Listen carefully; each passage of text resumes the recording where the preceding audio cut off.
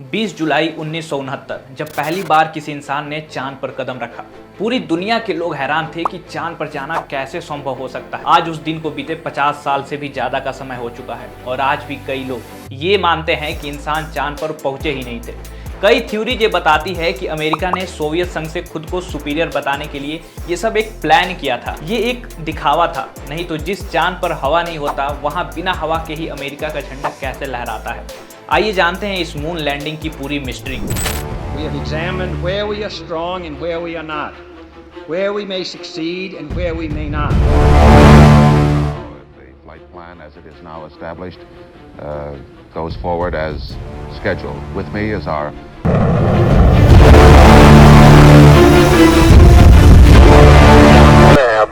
picking up Houston, Tranquility Base here.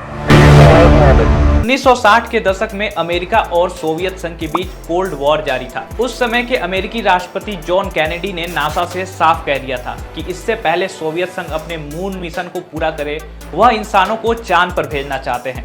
कई लोग तो इस बात को सुनकर ही डर गए थे। 1961 का वह दौर आप खुद कल्पना करिए कि न कोई स्मार्टफोन, न इंटरनेट, यहाँ तक कि जीपीएस की भी सुविधा नहीं थी।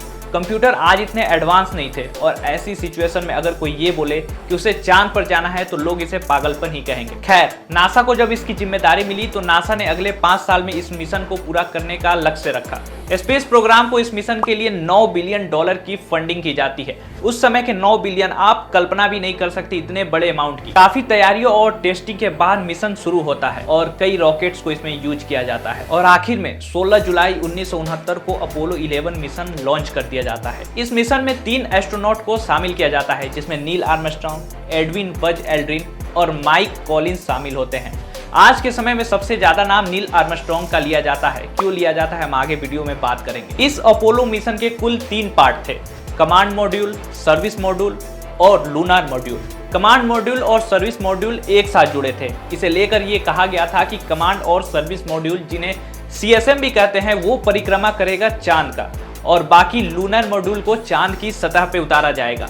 इस मिशन से कुल 4 लाख लोग जुड़े थे, जिसमें अंतरिक्ष यात्रियों से लेकर मिशन कंट्रोलर, ठेकेदार, कैटरर, इंजीनियर, वैज्ञानिक, नर्स, डॉक्टर, गणितज्ञ और प्रोग्रामर तक सभी इसमें शामिल थे। ये सभी लोग केवल एक नील आर्मस्ट्रांग को संचालित कर रहे थे। नील इस मिशन को लीड कर रहे थे। जब यह मिशन चल रहा था तब 20 से 30 लोग की टीम हर सेकेंड सक्रिय रहती थी। नासा के मिशन कंट्रोलर को पूरी दुनिया में मौजूद ग्राउंड स्टेशन से भी संपर्क रखना पड़ता था। सबकी सांसें थमी हुई थी, धड़कनें तेज थी, सबके चेहरे पर डर साफ देखा जा सकता था। एक माइनर सी गलती इन तीनों एस्ट्रोनॉट के जान पर भारी पड़ जाती। रात को 1:47 पर अपोलो का ल्यूनर मॉड्यूल यानी कि ईगल यान चांद की सतह पर उतारा जाता है। इसमें नील आर्मस्ट्रांग और एडविन एल्ड्रिन थे। माइक कॉलिंस कमांड मॉड्यूल यानी कि कोलंबिया यान में ही बैठे रहे।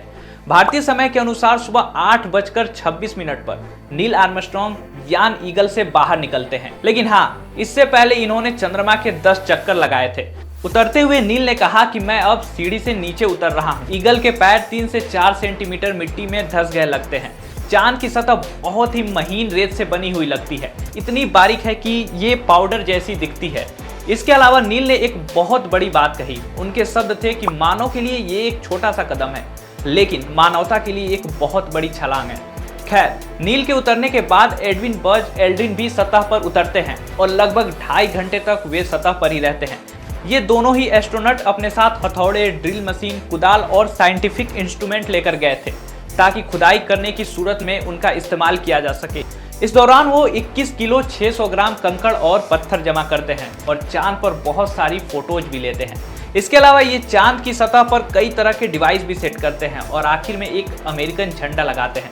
आपने अक्सर ही वीडियो क्लिप में देखा होगा कि ये अमेरिकन झंडा लहराते हुए दिखाई देता है। तो सवाल उठना भी लाजमी है कि जब चांद पर हवा नहीं है तो ये झंडा आखिर लहराता कैसे है। इसका कारण ये है कि इस झंडे में वर्टिकल रॉड के अलावा एक हॉरिजॉन्टल रॉड भी डाली गई है। दरअसल इस झंडे का रॉड एल्यूमिनियम से बना था, तो इसलिए वह स्प्रिंग की तरह एक्ट कर रहा था। प्लस झंडे में कुछ वेव्स भी आ गए थे। खैर, आज के समय में वो सारी थ्योरीज को कंसिडर नहीं किया जाता है, जो ये बताती है कि असल में मून लैंडिंग हुई ही नहीं थी, क्योंकि सोवियत संघ ने भी मान लिया है कि अमेरिका के द्वारा मून लैंडिंग हुई थी।